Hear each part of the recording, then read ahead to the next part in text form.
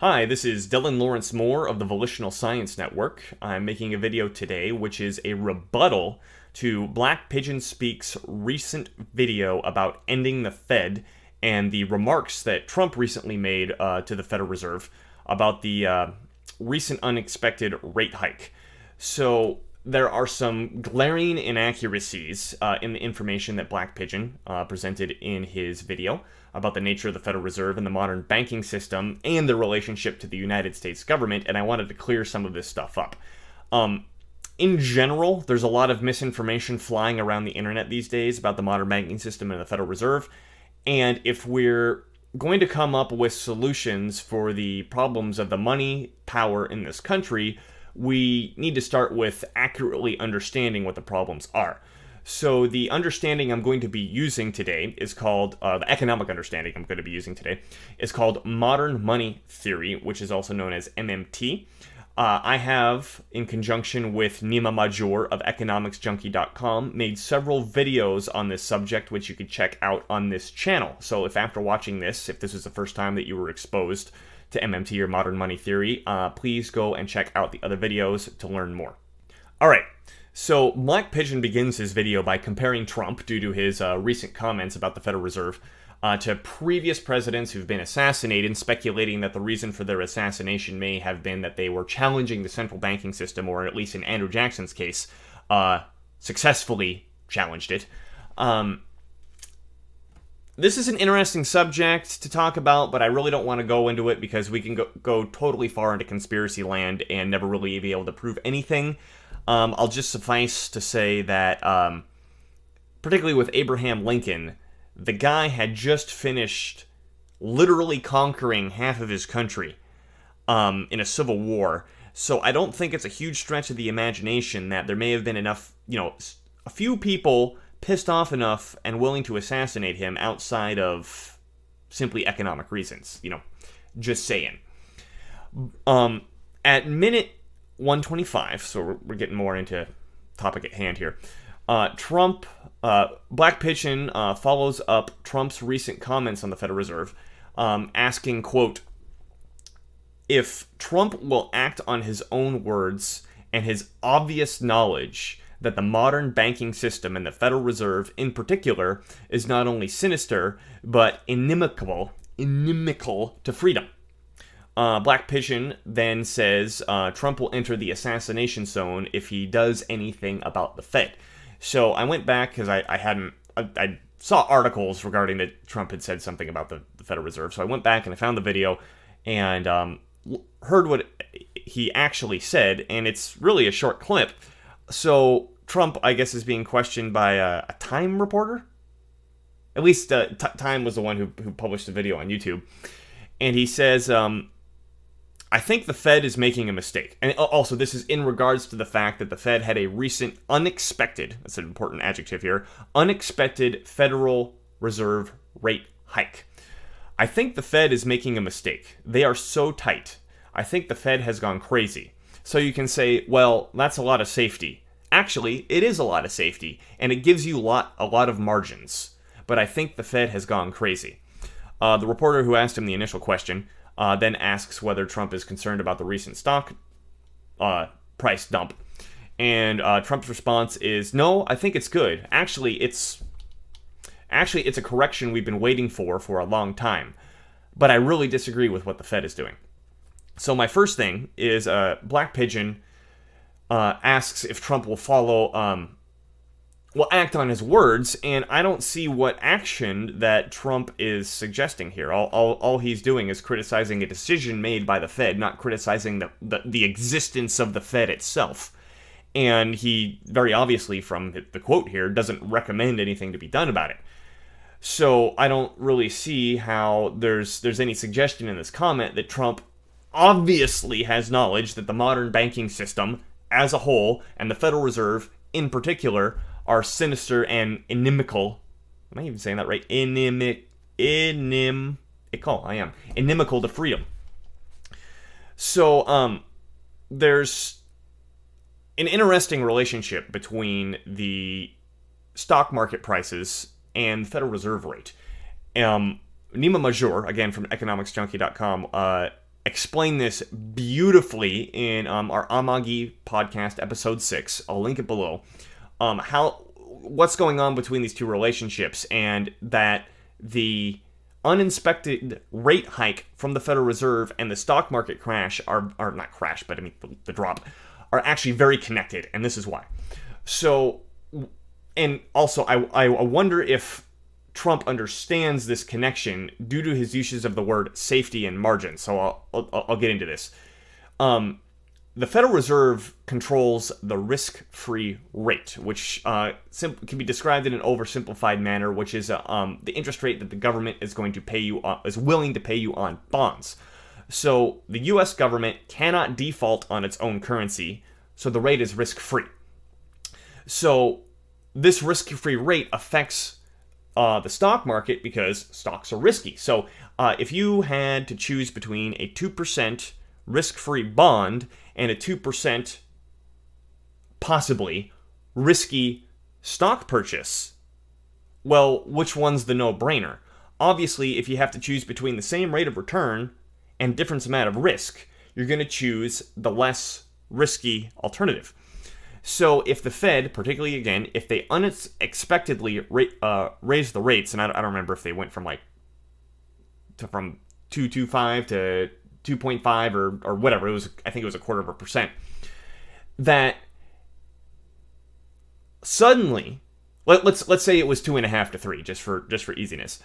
Suddenly, if the risk-free rate goes to 3%, any stock that has an expectation of a 3% return is no longer a valuable option, because you can just get 3% for free doing nothing with no risk. So what that means is people who would have put their money into stocks that potentially could have gotten them 3% are going to pull that out and stick it into the risk-free rate because it just makes sense. Risk is risky, and I want to keep my money where it's not that risky, particularly if I'm going to get a free interest rate on it. So when Trump's talking about safety and margins, I'm not entirely sure, because this clip is 30 seconds long and he's not even talking the whole time. I'm not sure, but he may understand this. I mean, he's a big money guy. I'm sure he's dealt with the stock market and risk-free rates enough, that when he's talking about margins and he's talking about safety, increasing that risk-free rate is increasing the safety of investors, because they can move their money over to government bonds from the stock market, which causes a stock market dip. Again, reminder, check out Amagi episode 6, The Permanent Portfolio. Nima describes this relationship beautifully. So after that, this is minute 310 in the video, Black Pigeon says, quote, "Central banks have always sought to prohibit governments from paying off their debts and being debt-free. And that, quote, this, of course, is impossible in the connected system of debt and money under fractional reserve banking." So before I rebut this, I want to be very clear that I'm not saying that banks never, ever, ever act on their own will, often against governments and the people living in those governments. I'm also not saying that I believe that the current system is beautiful and wonderful and perfect for achieving freedom on Earth. But what I am saying is that Black Pigeon's description here is inaccurate, completely inaccurate. So the first thing is, a sovereign government cannot be in debt to anyone by definition in its own currency. It's impossible. We all know that the United States government has the monopoly on issuing United States dollars. So in the most strict logical sense, how can an entity which creates money at will ever be in debt in its own money? It's impossible. The fact that we use the words debt to describe this sort of thing doesn't change this relationship. Second, the fractional reserve system doesn't actually exist. So, oh my God, Dylan, how can you possibly say this? Everybody knows that the fractional reserve system actually exists. Look.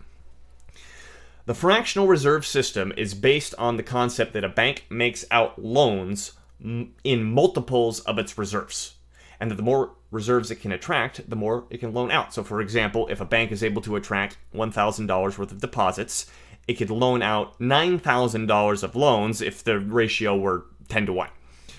If this were true, that would mean the bottleneck for money creation from the private banking system would be the reserves that the bank had on hand, obviously multiplied by whatever the reserve rate is. So the bottleneck would be essentially the amount of reserves that they can attract. However, this isn't the bottleneck of money creation. The bottleneck of money creation is ready and willing borrowers. So there's something strange when we talk about ending the Fed and the fractional reserve banking system and all this sort of stuff, is no one ever gets the idea to walk into a bank and ask the manager what they're doing. So banks generate loans out of nothing, right? So, and this is done by someone comes in and applies for a loan, A, and B, they qualify for that loan. So the underwriting standards have way more to do with the generation of the loan than whatever reserves are sitting in the bank. In fact, they have everything to do with it, and the reserves have nothing to do with it, because the bank makes that loan simply by marking up a bank account, and then in order to meet the reserve ratio, then they turn around and go find the reserves. It's like once a week or once every 2 weeks or something where their books have to match up. So the bank makes loans first, then finds reserves second. The fractional reserve system, by definition, implies they get reserves first, then make loans second. Now, you might say, okay, well, isn't this kind of splitting a hair? It's not, because the reserves are always available. Either through the interbank lending market, because banks don't really have a whole lot of use for reserves, and they'll lend them out very cheaply, usually at or right above the risk-free rate, which again, there's very specific reasons for that, which we discuss on other videos. But even if there aren't, for some reason, there weren't reserves available on the interbank lending market, every single bank legally has to have a line of credit with the Federal Reserve that they can always choose to draw from. Now, they got to pay for that money that they draw from the Federal Reserve, and the Federal Reserve makes that out of nothing. But this is why the Federal Reserve acts as the lender of last resort. If a bank cannot find money on the interbanking or the interbank loan market, interbank reserve market, interbank loan market, they can turn to the Federal Reserve as a lender of last resort and find the reserves. So what this means is that reserves are never a bottleneck in the loan creation process, because they're always available as ready and willing borrowers. Therefore, the fractional reserve banking system can't exist.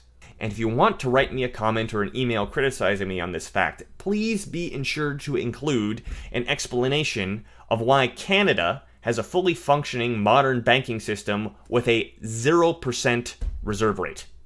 Alright, so at 3:25, Black Pigeon says, quote, "Even more so, global banking cartels seek to quash any would-be government that chooses to print and furnish its own money without cost or debt."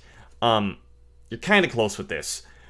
Just because a government has or uses a central bank to help direct its monetary policy, that doesn't mean that the government doesn't have control over its monetary system. Governments, by law, directly control their own central banks, not the other way around.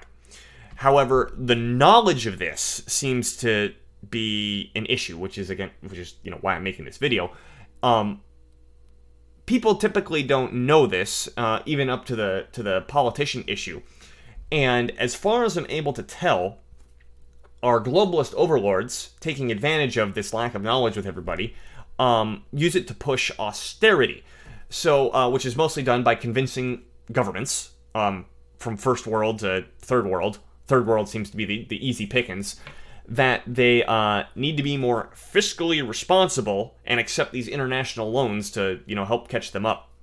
And in this case, being fiscally responsible means massively cutting public services that were essentially buoying the country up, whether you like the fact that there's so many public services or not.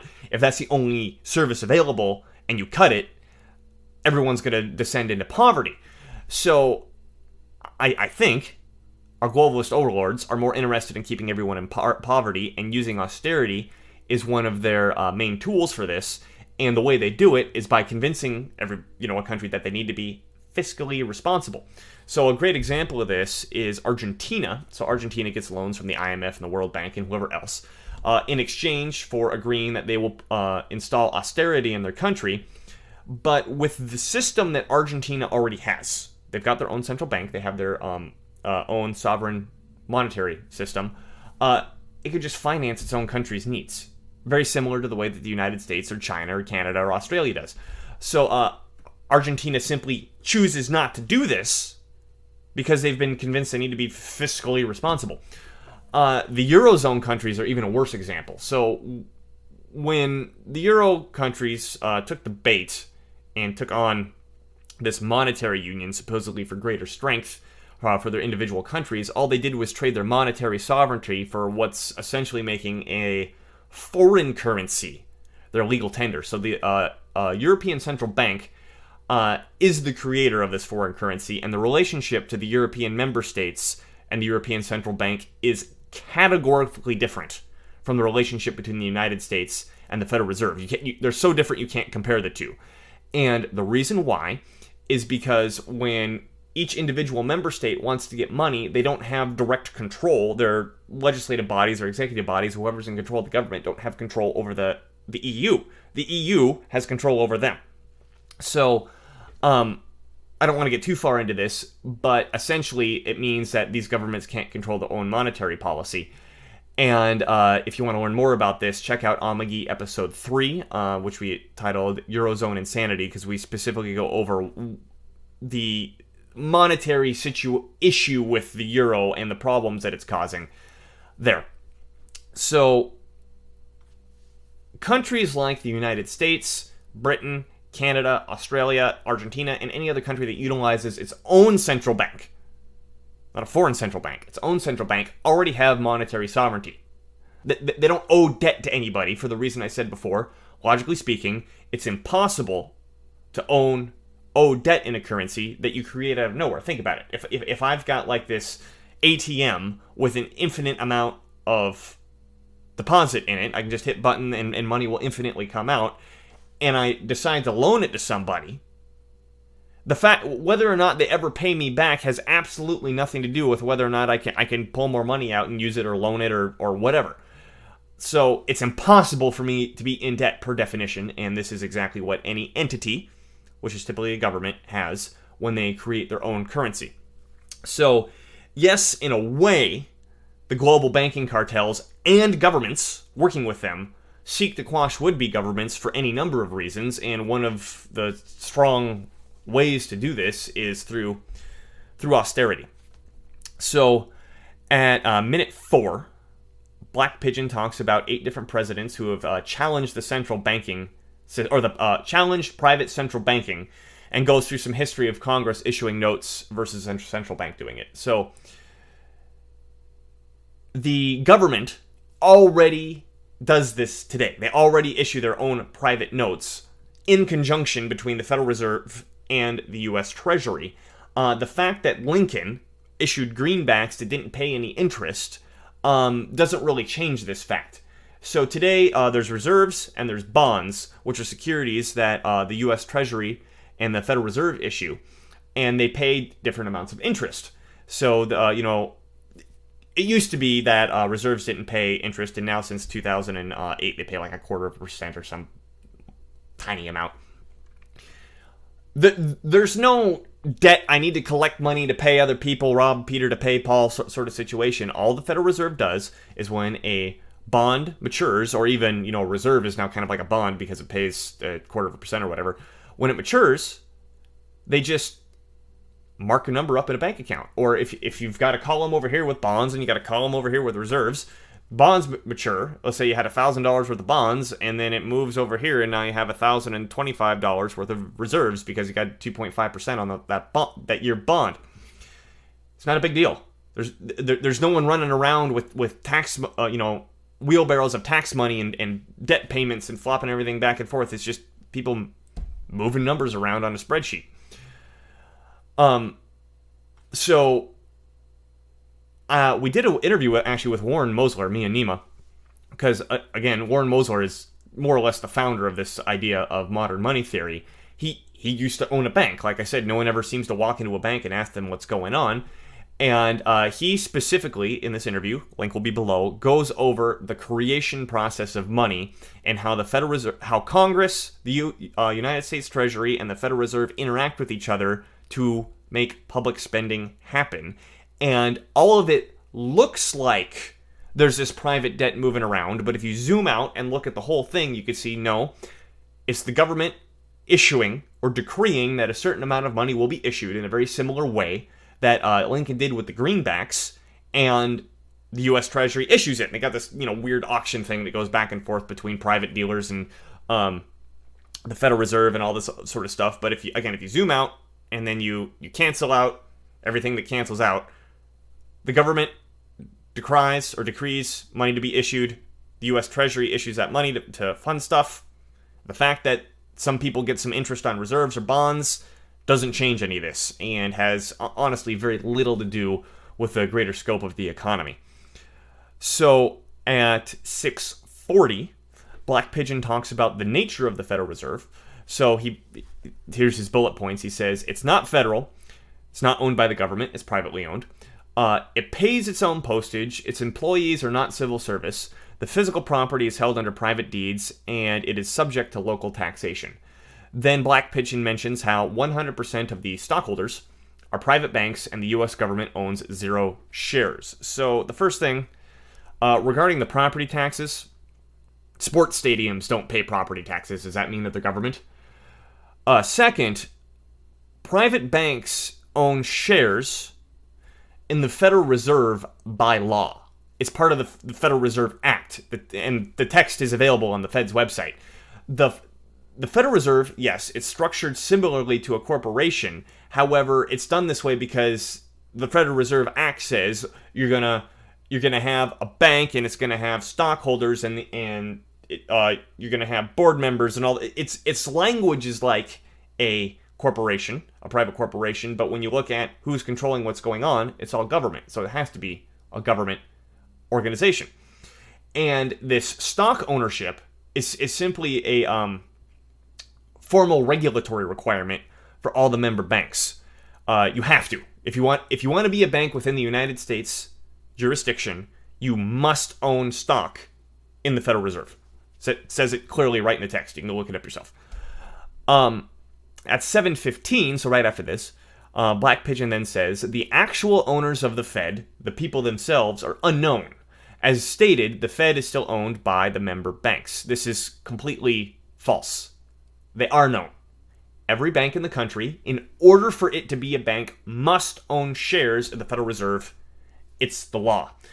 However, these shares give 0 voting power to any member bank. And again, on interview with Warren Mosler, he went over this, is that when he owned a bank, he had to own shares in the Federal Reserve. He got his 6% that they paid him, but no one ever called him, no one ever sent him a absentee ballot, no one ever asked his opinion on what should be done for Federal Reserve policy. It's just this, it's kind of like a license. The stock ownership is simply a requirement written into law that you have to have in order to do X. And in this case, X is owning a bank. And then speaking of that 6%, Black Pigeon then says, quote, and how the 6% profit of the Federal Reserve takes is dispatched is also unknown. Nope, that is also false. If we go over to the Federal Reserve website and we take a look at the monthly report on credit and liquidity programs and the balance sheet, this is the balance sheet from 2011, and we go down and we can see the Federal Reserve Bank's combined statement of income and comprehensive income for all of 2011, and these numbers are in millions of dollars. And if we come down all the way at the bottom,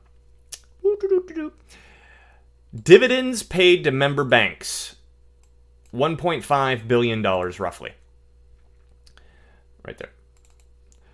The total payments to the United States Treasury as interest on Federal Reserve notes, $75.5 billion, the total distribution being the sum of those two. So, if we do a little bit of math here, and we say, okay, $1.577 billion divided by $77.376 billion, that means a whopping 2% of the profits generated by the Federal Reserve go to their member banks.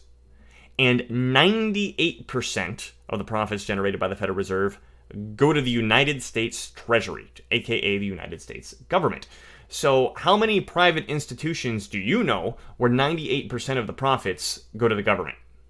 The myth that no one knows who owns the Federal Reserve or no one knows where the money goes needs to be dispelled.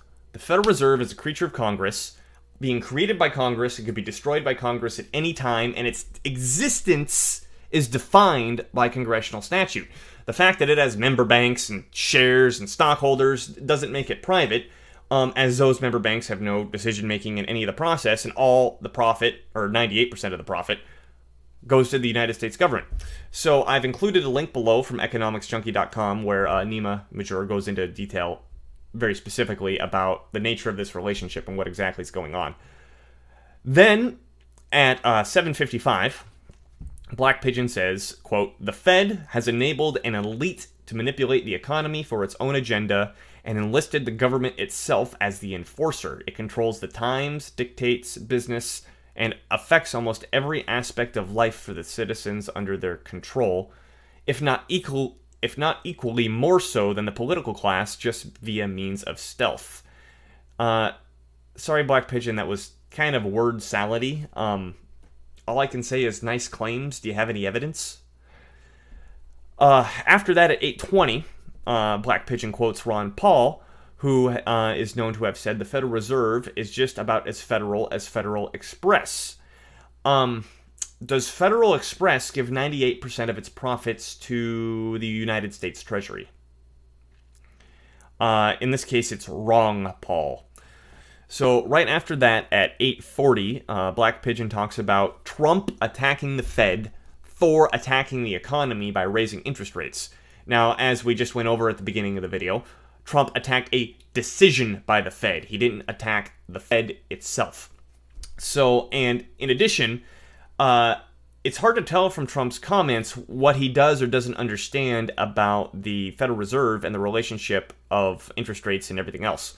By the fact that he's talking about safety, he may be referring to the relationship between the risk-free rate and stock prices, like I mentioned before, but I also wonder if he's not talking about a common misunderstanding of what interest rates do, which is that people think, and this is a misunderstanding that the people who work at the Federal Reserve also have, is that when interest rates go up, that it slows the economy down, and when interest rates go down, it speeds the economy up, in which case the interpretation of his comments would be he's irritated that the Federal Reserve is trying to slow the economy down that he's building up right at the moment that he's trying to build it up. That's why the Fed is crazy, because the country needs that speed right now. Now, whether or not it needs that speed is irrelevant, because that's completely not how interest rates work. If this is Trump's understanding, then he's got it backwards, and he doesn't understand the relationship, because the relationship is this. When interest rates go up, it's actually a boon for the economy. It actually increases the speed of the economy. It's the gas pedal, not the brake. Because all that is it's the risk-free rate going up. So people who have bonds, people who took their savings and said, okay, instead of putting it in stocks, I'm going to get my free 2% in bonds. Well, now they're getting a free 3%. And it's essentially paying money to people who already have money. As Nima Mahjour has pointed this out, it's kind of like a basic income for the rich. And those rich, because they weren't doing anything with that money anyway, if they were, they wouldn't have had it all in treasury bonds. If they get paid out a little bit more interest, they're probably just going to put it back into treasury bonds. So it's not like this money actually ends up being anywhere in the economy. However, there is the case that banks will offer higher interest rates on your deposits and my deposits at your bank account, because they have to be more competitive to attract interest rates, and because the banks are also getting, because the banks have reserves and the banks have bonds, they're also getting a higher rate on their money by keeping it in bonds instead of reserves. They can pay out more to their depositors, and they want reserves from depositors, not because they need it for the fractional reserve lending system, but because if they get reserves from the interbank lending market, or they get reserves from the Federal Reserve line of credit, they have to pay on those reserves a little bit, whereas with depositors, they don't. So, it's just a little margin, which, the banking system's all about how you get these margins. So that's why they're doing that.